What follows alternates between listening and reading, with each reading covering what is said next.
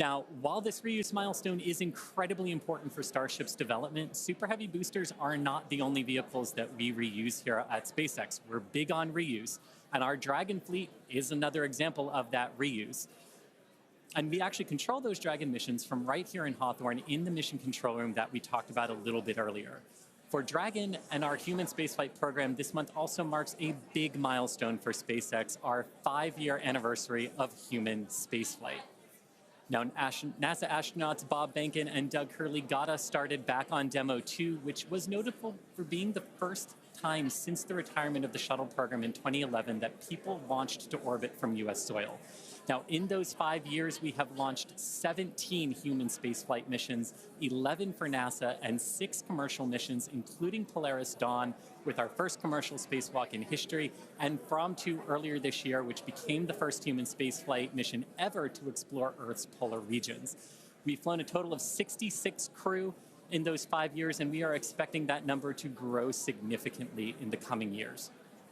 Now, most recently on our From-2 mission, the crew offered unique glimpses into the orbital spaceflight experience. And this was honestly just so cool to see. Thank you to our Starlink teams for making everything with the From-2 crew shared possible. This honestly made me feel like I was right there with them in Dragon. They were living, they were working, they were relaxing, they were doing their experiments while also having fun. Basically, just being people and inviting us along for the ride. And that was really meaningful. Being invited up there really showed how these are just the early days on the road to making life multiplanetary. And the vehicle that's going to make all of that happen is Starship. And Dan and Jesse, I don't know about you, but that is definitely a future I have wanted since I was a little kid, and I cannot wait to see us make it a reality. Yeah, right there with you, Chris. It's the fact that we're getting close to that being reality, that the vehicle that's going to go is sitting on the pad right there. Like, that's endlessly exciting. All of that's going to include sending humans, all of the infrastructure for a permanent presence on Mars. And we're looking ahead to sending the very first Starships to Mars as early as next year. Yeah, this will help prove that we can actually get to Mars with a focus on learning as much as possible while demonstrating what will be needed for Mars transit and landing. But before we can make life multiplanetary, we have to build the starships that will make this all possible. That's right. And that's happening right here, Starbase, Texas, the gateway to Mars. This is where we're soon going to be launching up to 25 Starship launches per year from here at Starbase. And the place is changing every single day. We've grown quite a bit just in the last couple of years. There's a couple hundred employees, their families living amongst actual rockets. We're in the process of expanding production and integration. We've got a target of 1,000 Starships a year we're going to try to hit.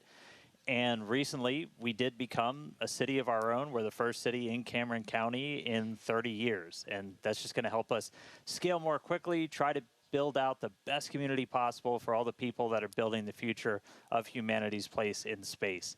Starbase, pretty easily one of the most inspiring, exciting, unique places to live and work on the planet. As usual, shameless plug, we're always hiring. Come help us build the gateway to Mars. Visit spacex.com/careers. You can see all of our openings. And this is my first time in Starbase, and Dan, the Star Factory is a manufacturing engineer's dream. To be able to build a factory like this at such a large scale with such a large scale vehicle is so wild to me. And though I'm just visiting, Chris is hanging out right where I call home base. So let's check back in with Chris in Hawthorne.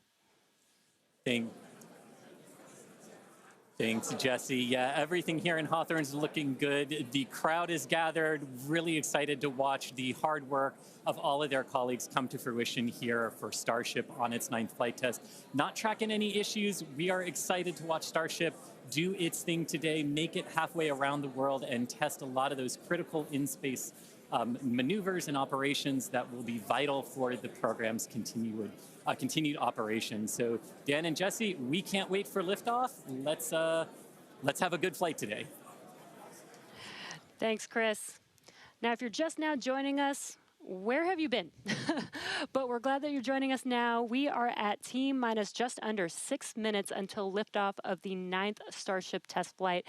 So far, the range is looking good. All the airspace and trajectory area that we are going to be launching through is looking good for our test flight today. Weather has been great. It was a little rainy and windy this morning, but it cleared up. It looks beautiful here in Starbase, and propellant loading continues on both stages. All right, yeah, it is continuing. We're a little over 90% full on our booster. We are pretty much full in the main tanks on ship, filling up those header tanks. We're going to continue loading prop for about 2 more minutes. Once we're done with that, you've got just under 11 million pounds of liquid propellant spread across those 2 stages. After we get through all of that prop load, our stage 0 will get ready. The ground systems will go through pushbacks, clearing all of those fluid feed lines back to the propellant farm, getting ready for launch. We did just see they did a flap wiggle check, so the final flap check on the ship. We're doing final alignments of the guidance, navigation, and control system, our thrust vector control, essentially our steering, checkouts of the flight safety system. So everything progressing right now. If we do need to hold, that can come at T-minus 40 seconds. That's a point built into the countdown where we can pause to wait for any final checkouts, pressurizations, anything that we need to complete. We can hold there. We will only hold there if we're tracking an issue. We're not currently tracking anything that will hold us at T-minus 40 seconds. But if you've seen a Starship launch before, they can happen. We can push through them and then launch that day still. Exactly. But when we do pass through T-minus 40 seconds, a number of events will occur in rapid succession. The ground spin and ignition systems come up to flight pressure, ship goes to internal power, and then after that, the quick disconnect or QD, arm lockout is removed in preparation for retraction just shortly after T-minus 0.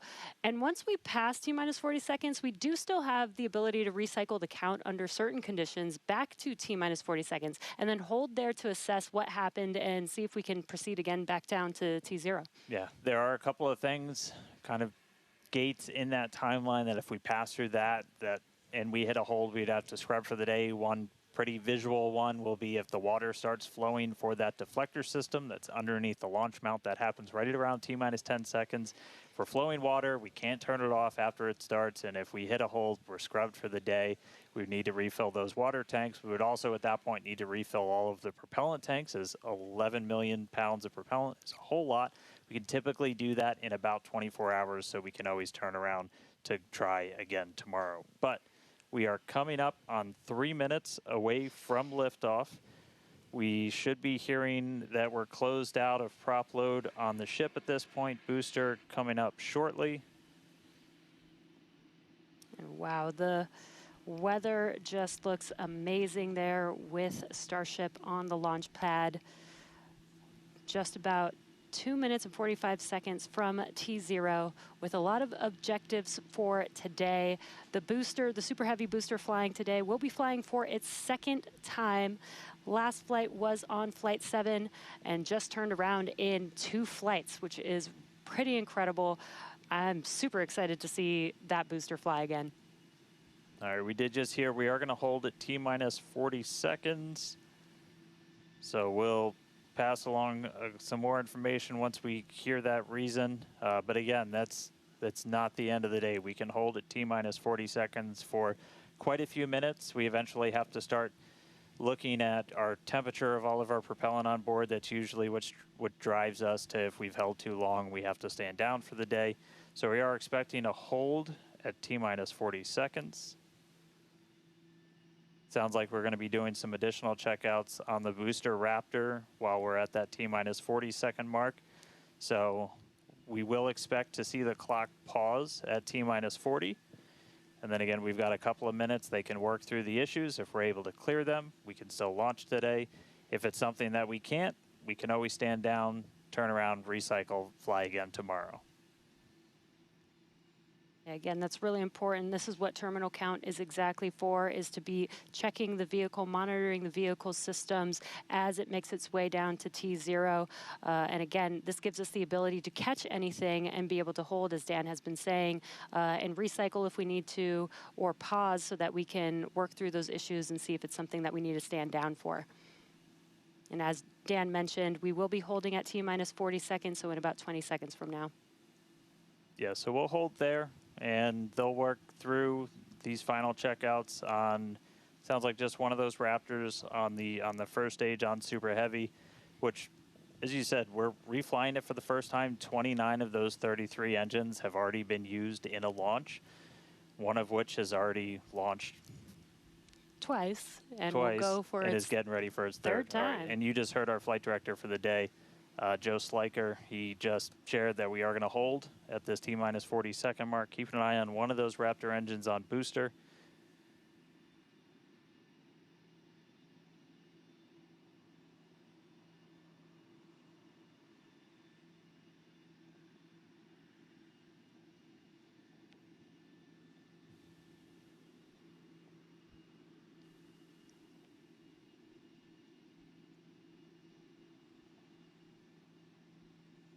And if you're just now jumping in, we are holding still at T-minus 40 seconds. Watching one engine, waiting for temperatures to kind of get to a zone that we want them to on one of the engines on the booster, on the Super Heavy booster, getting ready for its second ever flight.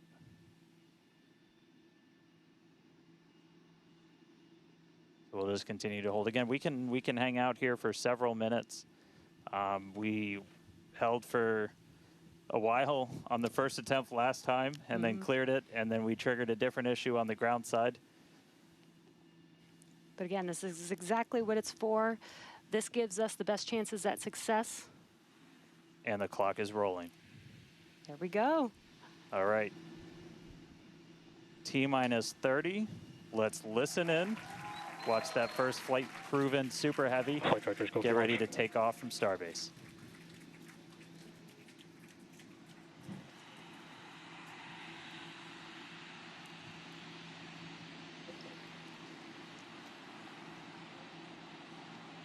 T-minus.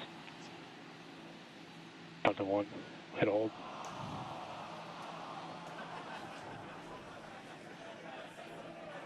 We did have a hold, and looks like the clock jumped back to T-minus 40 seconds.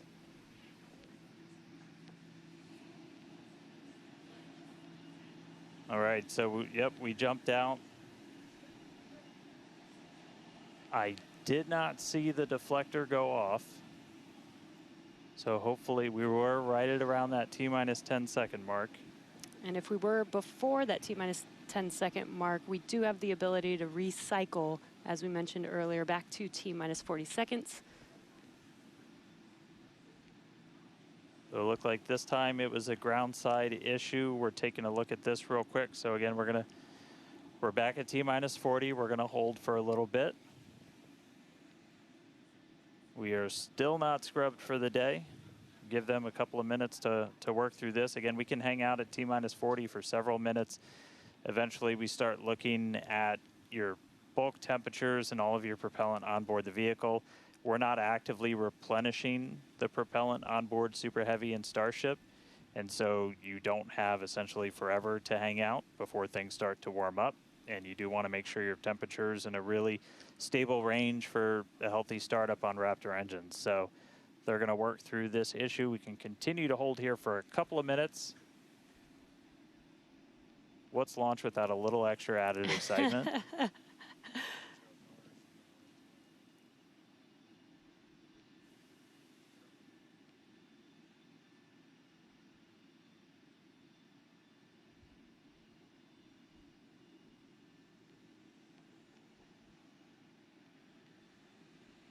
All right, so cumulatively, we've held for a little over 3 minutes between the two holds. Again, this is a ground side issue on our tower. The techs are looking through the data right now to see if it's something that we can either work through or if it would cause us to have to stand down. So we're continuing to hang out with them, holding at T-minus 40.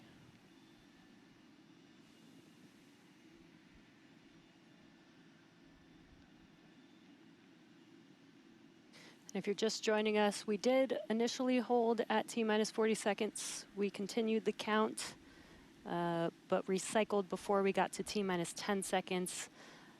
And so we're back at a hold at T-minus 40 seconds. Waiting for more information. The team is checking out to see if we can continue today.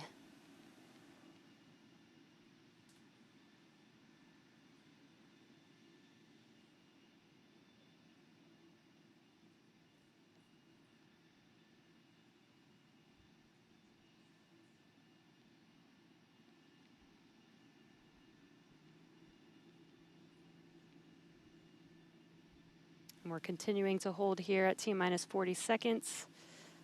We've been holding for just about 5 minutes now as the teams evaluate if we can continue to T0 for Flight 9.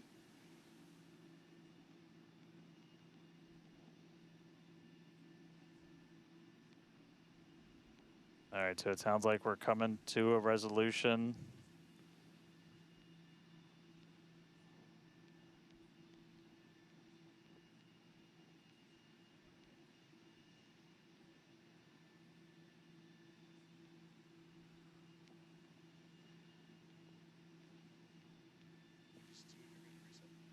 All right, so we are getting to a resolution. We're going to reset everything.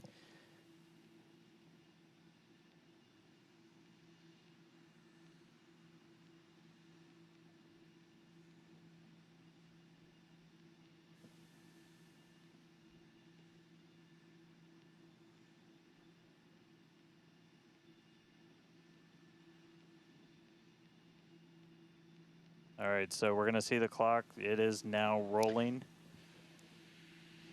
Here we go. We saw an issue with that quick disconnect to the ship. There is a chance that automation will kick us out again if we encounter the same issue. But for now, the clock is rolling. We'll see if we pass around that T-minus 10 second mark.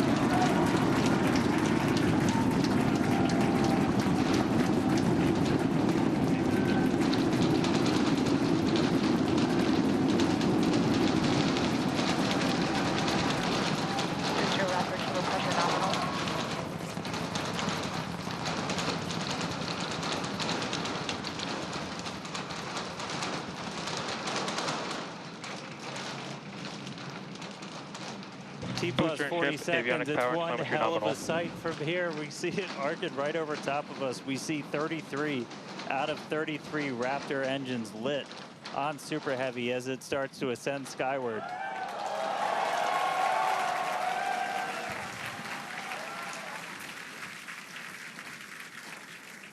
Coming up on maximum aerodynamic pressure, then only about a minute and a half until we get into hot staging.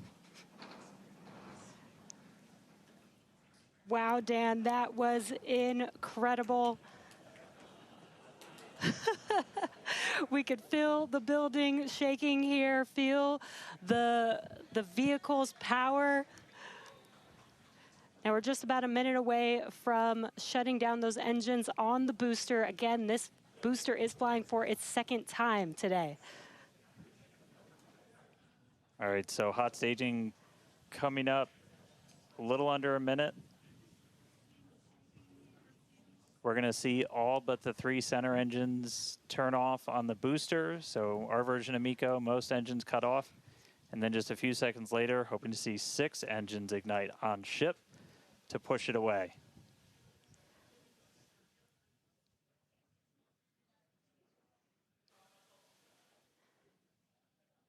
All right, hot staging, about 30 seconds.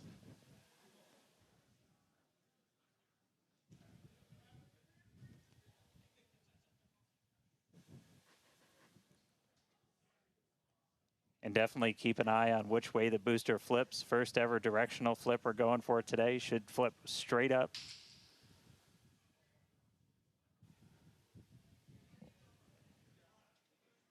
See those engines powering down? Booster engine cutoff. Ship ignition. Stage separation. Incredible flip by Super Heavy booster, and you can see those 6 engines, those 3 engines on the ship ignited. 6 healthy Raptors running on ship, on its way to space. Peek that engine view. Booster doing the boost back. Chris, how's it looking over there in Hawthorne, man? It is looking Raptor chamber pressure is nominal. It is looking absolutely incredible here in Hawthorne. As we said, 6 healthy engines on ship. We've got 13 out of 13 engines on the booster. Now down to those 3, which is what we expect in the final moments of the boost back burn. Now, as a reminder, we are not recovering the Super Heavy booster today. We are instead going to do boost back, shut down. And there we had a good shutdown of the boost back burn. Next up will be the jettison of that hot stage Ship ring. avionics, power and telemetry nominal.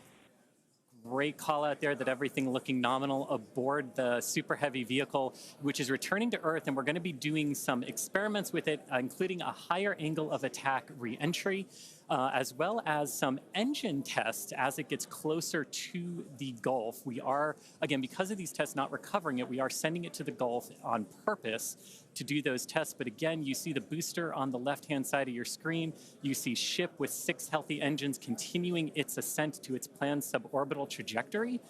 Everything going very well so far for Starship's 9th flight. Now 4 minutes, 15 seconds in. Great views from inside of the aft engine area of ship there, looking at those 3 sea level and 3 Raptor engines on the right-hand side of your screen. The booster doing its LOX dump, that liquid oxygen dump. So because we don't need some of that liquid oxygen propellant in its tanks, we vent that propellant out to lessen the booster's mass as it comes in for its landing. Just absolutely gorgeous views watching these 2 vehicles do their respective things in the skies over Texas here today. And Dan, we're approaching the 5-minute mark into the flight. Super Heavy is descending rapidly.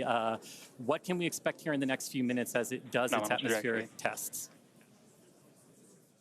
Yeah, now as we had talked about, Super Heavy might not have a very smooth ride down. We're going to be putting it through this higher angle of attack. So we're kind of pitching it up a tiny bit, increasing drag. We've done this in wind tunnels. We've done this in computer modeling. It shows that sometimes the control isn't great, but only one way to really prove it out, and that's to get real world data. So here comes Super Heavy. It should be igniting for its landing burn in just about 40 seconds from now. And we are going to relight 13 engines, then bring that down to 3 engines. As we talked about earlier, we will be intentionally shutting down. We will be shutting down one of those 3 center engines intentionally to push the limits of the Super Heavy booster. Ship Raptor chamber pressure is nominal. And continuing to see 6 healthy engines on the ship. 3 sea level and 3 vacuum engines still ignited as the Super Heavy booster is making its way back down to Earth. We can see those grid fins doing some heavy work. Booster landing startup. Ignited for our landing burn.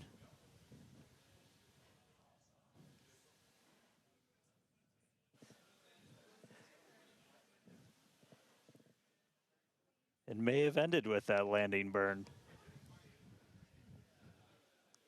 Does look like we lost telemetry from the booster once we started into that landing burn.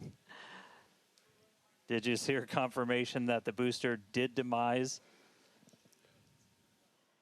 So the booster's flight ending before it was able to get through landing burn, but again, we are not bringing that back. We're expecting it to make a hard splashdown in the Gulf.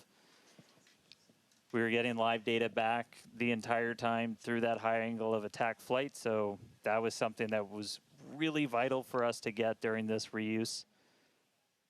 First free flight of booster in the books. All right, ship has about 2 minutes left. In about 2 minutes, we expect all 6 Raptor engines to shut down. That will be SECO basically second engine or second stage engine shut off. And these are some incredible views, Dan, from the aft end of the ship, watching as the engines stay ignited with the Earth in the background. As always, the Starship avionics team, the techs. I think we just heard the booster. But all right, we got about a minute left into this burn. All eyes definitely on ship as we get through the final stages into its ascent. We're expecting it to start to cut those engines off in about 45 seconds.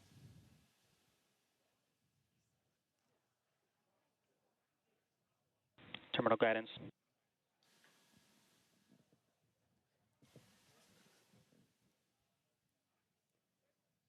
All right, just about 30 seconds to go.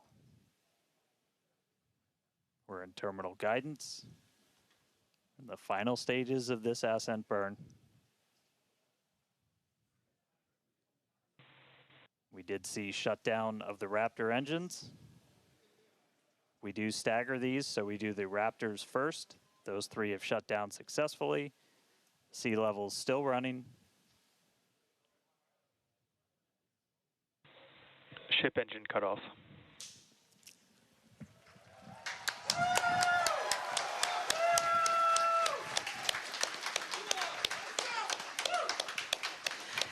Ship engine Nominal cutoff, insertion. the 3 most beautiful words in the English language. And great call out that we had nominal insertion.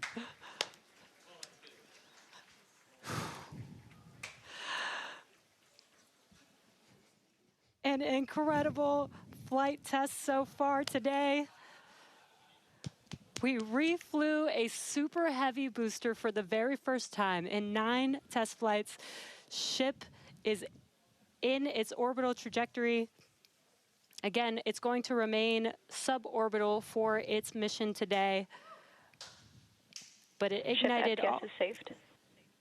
It ignited all 6 of its engines and made it all the way through SECO just now.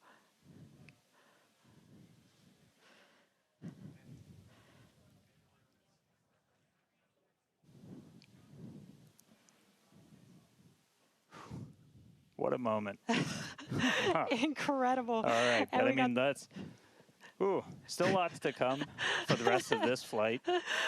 Per usual, I need to collect myself. Hey, Chris, how's it going over there in Hawthorne, man? How's everybody doing? I think the elation and the excitement and the happiness at what we just saw achieved carried through across all of our sites. What an incredible view to see Starship back orbiting the Earth just under 11 minutes into our mission. Absolutely exciting to see all of this, and super pumped especially to see all of the team's hard work in action here today. As guaranteed, it has been an exciting evening so far for Starship's 9th test flight. We lifted off a little bit after 6:30 p.m. after a couple of holds that were triggered at the T-minus 40-second mark, but we were able to clear those, 1 on the Raptor, 1 on the tower, and we were able to lift off successfully from Starbase. 33 out of 33 Raptor engines lit on the Super Heavy, all 6 engines lit on ship, bringing it to its planned suborbital trajectory around Earth. But as Dan said, we've got a lot still coming up in our flight sequence. So coming up at about T plus 18 minutes, 26 seconds, we'll have the first deployment of simulated Starlink satellites planned from Starship. That will be followed at about T plus 37 minutes and 49 seconds by the relight of a single Raptor sea level engine in space. This is going to help us gather data on our ability to do a deorbit burn for future Starship missions that will go orbital. And then, of course, one of the biggest tests yet to come is the new heat shield modifications to Starship. And that'll start with re-entry into Earth's atmosphere at about the T plus 45 minute mark, which should take about 16, 18 minutes to complete. And now today's reentry is going to test that heat shield like we said, specifically how Starship will hold up to 100 missing heat shield tiles on its thermal protection system. Now, we purposely took those 100 tiles off over very critical areas of the vehicle to be able to safely test on a flight like this suborbital trajectory into the Indian Ocean what might happen on an operational flight in those areas if we were to lose the primary heat shield tile over Starship. So very critical test coming up. And then after that, we'll have the final descent where we will again be pushing Starship to its limits. We definitely pushed the booster to its limits today to gather data, and we're going to be doing the exact same thing on that ship, seeing how the ship handles various flight conditions that we will need it to fly in as we look to one day soon bring ships back to Starbase for catch and reuse. Now, while there are payload simulators on Starship for deployment today, as we will see in a few minutes, the primary data and the primary payload for today is the data. And today, just like with Starship's previous test flights, that data is coming to us courtesy of our Starlink network. In fact, it is from Starlink that you are seeing these wonderful views of ship in space right now. So, and I can't wait to see Starlink really provide those epic views and that data transmission during reentry, which is very, very critical to getting that data during reentry. So, Dan and Jesse, it's been an exciting day so far. There's more to come. As we get ready for Starship's first ever payload deploy, what can we expect next here in the next few minutes? Thanks, Chris. Just going to reiterate, thank you to the Starlink team for these incredible views today. In a few minutes, Starship will deploy 8 Starlink simulators, similar in size to our next generation Starlink satellites. The Starlink simulators will be on the same suborbital trajectory as Starship, meaning they will passively re-enter the atmosphere, just like Starship. With tests like these, we can see how Starship's payload deploy systems work in flight while ensuring that the simulator satellites pose no safety risk to people on Earth or for other satellites in orbit. Now, this also ensures that any parts of these simulator Starlink satellites that do survive reentry splash down harmlessly in the middle of the Indian Ocean. And then before we get there, though, we're going to have to open up that payload deploy door. So we've only ever done that one time before. Pretty sure it was Flight 3. Someone on the internet, please check me. But that was the only time we ever opened it. And we've had Starlink simulators on the last 2 flights, but we haven't gotten to this moment yet where we're able to open up the payload door and start deploying these. It's going to be pretty cool. We've got them stacked inside of the Starship payload bay, and we'll have potentially a couple of views. You saw one camera pop up. Oh, there we go. Look inside of the payload bay of Starship. You can see them stacked down in the middle of your view. There's kind of 4 on either side, so they're sandwiched on top of each other, a stack of 4 right behind each other. And then we're going to pop the door open. It's on the right side of your screen, so we'll see that open up and then start firing those Starlink simulators out into space. We are expecting the payload door to open in a little over a minute from now. And then once that payload door is open, about a couple minutes later is when we will start dispensing those Starlink simulators. That's what a great right view. at the bottom of the stack. So should be able to see them kind of firing out from right there. So really cool. And eventually these are going to carry dozens of the next generation of Starlink satellite into space, and those are going to enable some truly insane things in terms of speeds from space and what we're able to do. Starlink's been really great for Starship, obviously. Getting live video back is really cool, but just the amount of high-speed telemetry, everything we're able to get back is insane. And for a development program, that's kind of everything. We're in excess of 130 or 160. My numbers are fuzzy right now, just like my brain is.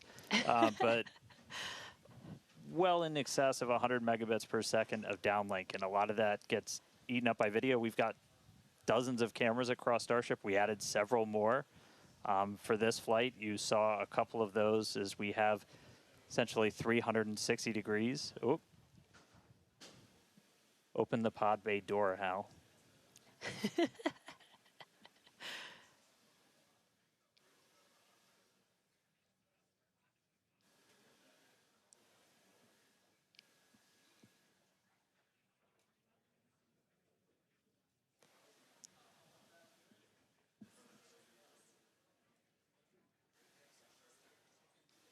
Now we are expecting the payload door to open any moment now. So we're watching out for that. Again, you're looking at the inside of Starship as it's suborbital.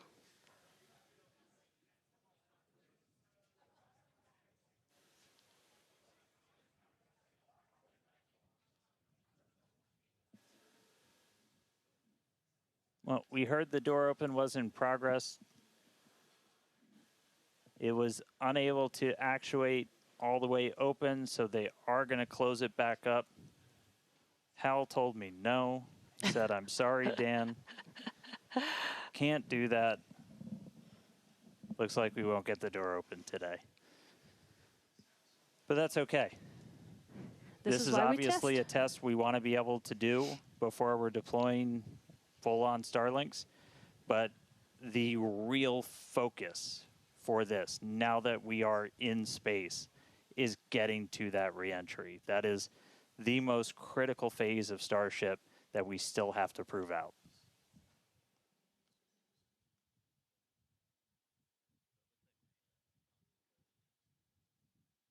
All right, well, so it does look like we're not going to be able to deploy Starlinks today, but we should have pretty frequent views from Starship. They might cut in and out every once in a while, but should be pretty regular. We are in darkness right now, so might be a lot of black, but the cool part is when we get to reentry, it's going to be daytime. Yes, and we did that on purpose so that we can get some live daytime views as ship is returning back to Earth. All right, so we are going to take a break. Enjoy these views as we get them. Enjoy the tunes. We'll be back in a couple of minutes when we get ready to relight one of those Raptor engines on orbit. See you soon.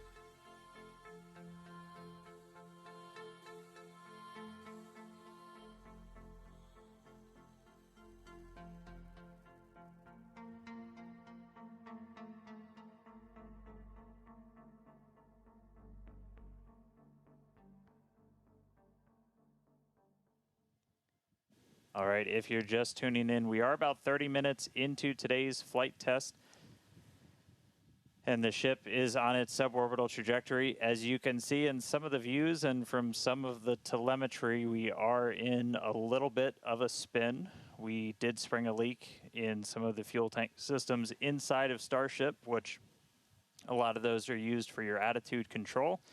And so at this point, we've essentially lost our attitude control with Starship. We are still on a path toward re-entry. We are suborbital, so no matter what, we are going to enter. However, this lowers the chances for it to be a controlled re-entry. So if you think back to Flight 3, when we had something similar happen, just the end symptom of a loss of attitude control, we were in a roll by the time we hit re-entry. So we are going to re-enter. We should hopefully still have views. The Starlink satellites are pretty robust to still maintaining contact. We've got 4 of those terminals on the vehicle, and they're pretty robust to maintaining contact even when we are in a spin, essentially.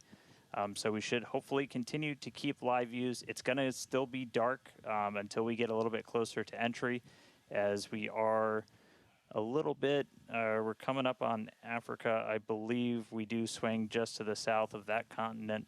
And by the time we start heading out over the Indian Ocean, we'll start heading into a sunrise. So, not looking great with a lot of our on-orbit objectives for today, where we were hoping to do the PES deploy and relight an engine, and then really importantly, get into that controlled entry to really put the heat shield through the ringer. Nonetheless, Starship marching forward towards that re-entry over the Indian Ocean, so we'll continue to hang with it and give you any updates as things continue to change.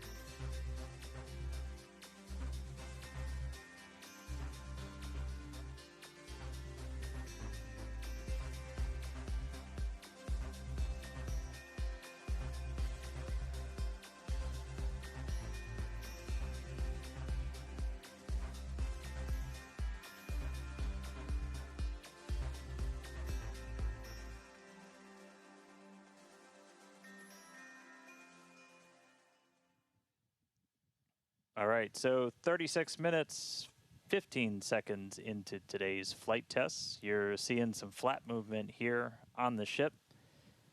If you've been following along, we have essentially lost attitude control on the ship at this point. It is suborbital, so it's still headed to the exact same trajectory as before. We were not able to get that payload door open and deploy those nose cones. We've been dealing with some leaks on the ship. This is also what led to that loss of attitude control. So at this point, we are kind of in a spin, and we are also going to be skipping that Raptor relight. If you've followed through the history of Starship, something similar happened, different cause, but same symptom back on Flight 3, where we weren't able to maintain attitude control in orbit. And so we're going to skip the relight of that Raptor engine while we're in space. We are going to still proceed with entry, but as we are not able to control the attitude of the ship, as we get into entry, it will enter in whatever orientation it is in at the time, which does not bode well for the ship's heat shield, as we're not going to be essentially aligned the way that we want to do for reentry. So it is definitely coming down. It is definitely heading to the Indian Ocean, but our chances of making it all the way down are pretty slim.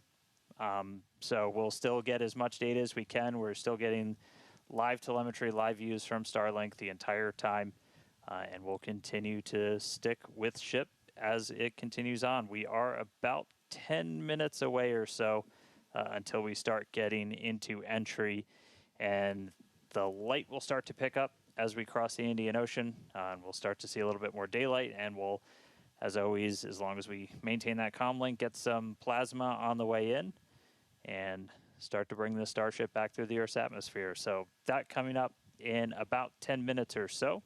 So we'll check back in with everybody in a little bit.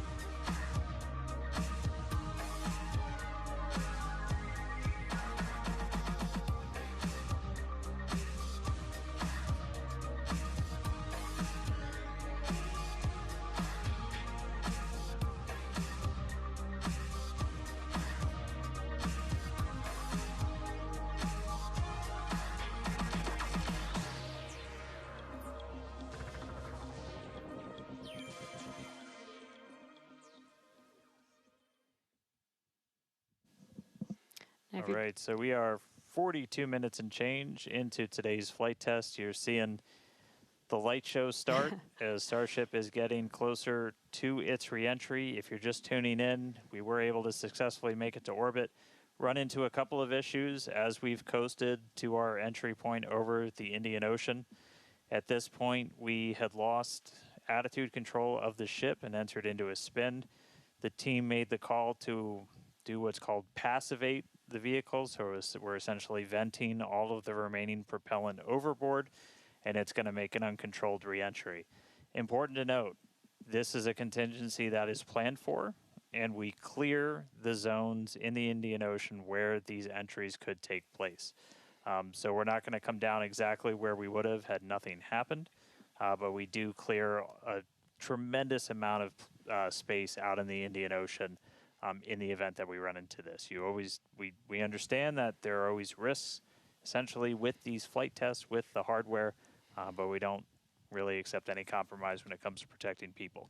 And it is one thing to note is we will actually still re-enter in our planned airspace zone, which is good. That is exactly what we planned for. You know, we do plan for if something does go a little bit off nominal, that we have enough airspace cleared out for situations just like this. Yeah, re-entry is still just that really critical phase that we need to try and gather as much data, as much information as possible. Is a fully reusable heat shield has never been flown before, the history of space flight, and that's something that Starship still has to crack. And so we had a whole range of experiments on this one at this point, and we just started to lose some of our cameras, so it's very possible that we'll start to lose contact with Starship a lot sooner than we would have if it was a nominal reentry. So we are expecting it to break up essentially on its reentry over the Indian Ocean. So not able to do a lot of our on-orbit objectives today, but just the fact that we, got it into space was just a really big moment for a lot of the team. Yeah, and another thing to note is that Super Heavy did fly for its second flight today. It first flew on Flight 7, and it made it all the way to our shutdown of all the engines and stage separation, getting ship into its suborbital trajectory today. It did ignite its 13 engines, but it did demise at that point. We did plan to fly it back down to Earth at a higher angle of attack, and we do expect it to stress the vehicle a lot more than what we've seen previously. So it's not unexpected that we did lose the booster before we got to the actual landing. Yeah. So we're gonna continue to hang out and see if we get any updates on ship. It does look like we might be getting some video back soon. There we go. So this is a view essentially on the top part of Starship. You're looking up at the payload bay and towards the nose cone. So views are going to be a little bit scarce potentially, as again we are in essentially a tumble. We had lost that attitude control. So Starlink, when it's able to connect, able to feed this down. We are at the phase where we would expect entry to start within the next minute or so. So we are entering uncontrolled, but again, we're entering into an airspace and a sea space that is cleared and monitored in advance of launch and before we get to this phase. And with the views that we are able to see, you are seeing a lot of that plasma build up. During reentry, we do expect the vehicle to see about 1400 degrees Celsius, and there you can see the flap feeling that temperature there, a little bit melting away. But as we expected with the spinning of the vehicle, we are no longer controlling the attitude of the vehicle. So this is now, at this point in the test flight, it is expected to see it begin to demise a little bit on its way back down to Earth. Yeah, and so we'll stick with it for as long as we're kind of getting any reach back from the ship as it starts to make this reentry. But yeah, so it's re-entering actively right now. And again, we did do what's called passivation. So you essentially vent all of your excess propellant overboard before you hit the atmosphere. That's a safety measure we can take on the ship while you still have contact with it. So that was done. It's now coming down in the predetermined hazard area that was cleared ahead of flight. Not controlled, so we're not going to get all of that reentry data that we're still really looking forward to. This is kind of a new generation of ship. It has different flaps, improved heat shield, a whole lot of things that we're really trying to really put through the ringer, as there's a whole lot we still need to learn before we get to kind of the next step that we're hoping for, which is going to be that ship going orbital and eventually coming back here for a catch. So getting through one of these fully is going to be really important. It's not going to be today, but we are just going to stick with the ship, see what else we can learn as it makes its way through the atmosphere and brings an end to the 9th flight test. So we'll stick with it.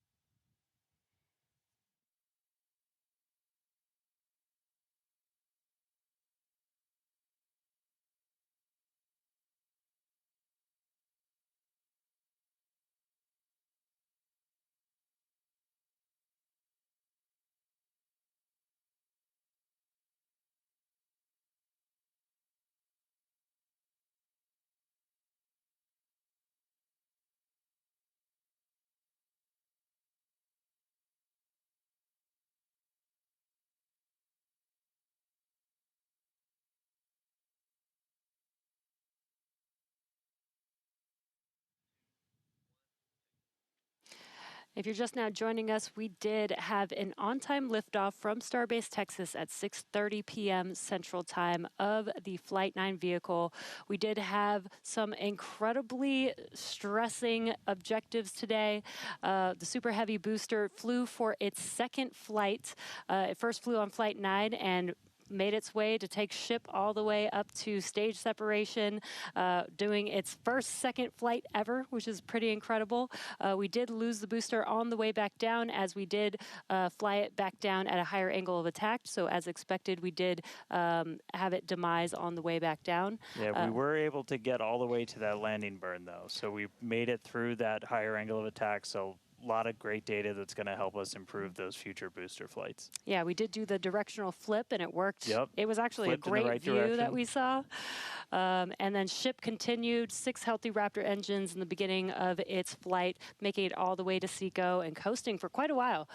We made it to the expected time that we would open up the payload door. Unfortunately, the door did not open as we expected it to, so we did not deploy the 8 Starlink satellites. Yeah, we ran into a couple of issues once ship got there, but I can tell you it was a pretty crazy moment for a lot of the people that were standing here for ship to make it there. It's been a couple of flights, but it was really exciting to see. Ran into some issues on orbit. We weren't able to deploy the Starlinks. We eventually lost attitude control, dealing with some propellant links inside of the ship. And we did lose attitude control. And just to confirm, we did lose contact with the ship officially a couple of minutes ago. So that brings an end to the 9th flight test. So still a lot of work to do, but really big moment. Chris, how's everybody doing over there in Hawthorne? What's the vibes, man? Yeah, you know, I mean, it's a test program, and that's what we're here to do. We're here to learn, and that was definitely the vibe and the atmosphere here at Hawthorne. Would have been great to see ship get all the way through its objectives today, but with all of that data that came down through the Starlink system, we're definitely going to learn, and we're definitely going to fix that and push forward. Also, great to see the responsible engineers here in Mission Control talking with the flight control teams in Starbase. We talked about how it's great having that expert knowledge on console to be able to go to at a moment's notice, and that really helped us make the right decisions in orbit today when we decided to passivate the vehicle. So we will be here looking forward to Flight 10 and some success on future flights. All right, well, obviously congratulations to everybody that poured so much time, effort into getting this ship, this rocket off the pad. The last 2 months have been an absolute gauntlet for a lot of people, and we're continuing to learn more about this ship, about this rocket. We are trying to do something that is impossibly hard, and it's not always going to, you're not going to reach it in a straight line. We've said there's going to be bumps, there's going to be turns, but seeing that ship in space today was a hell of a moment for us. So congratulations to every single person who put time, effort, sweat, anything into that rocket. Yeah, this is exactly the SpaceX way. We're going to learn, iterate, and iterate over and over again until we figure it out. So thank you to everybody for tuning in. Thank you for the fine people of Cameron County, including the residents of the newest city of Starbase, as well as the Coast Guard, Federal Aviation Administration, Government of Mexico, as well as the Australian Space Agency. All right, now, this is not the end. We're going to have a whole bunch of cool liftoff stuff, so be sure to follow us on X at SpaceX for more, and we will see you back here for Flight 10. Thanks for tuning in.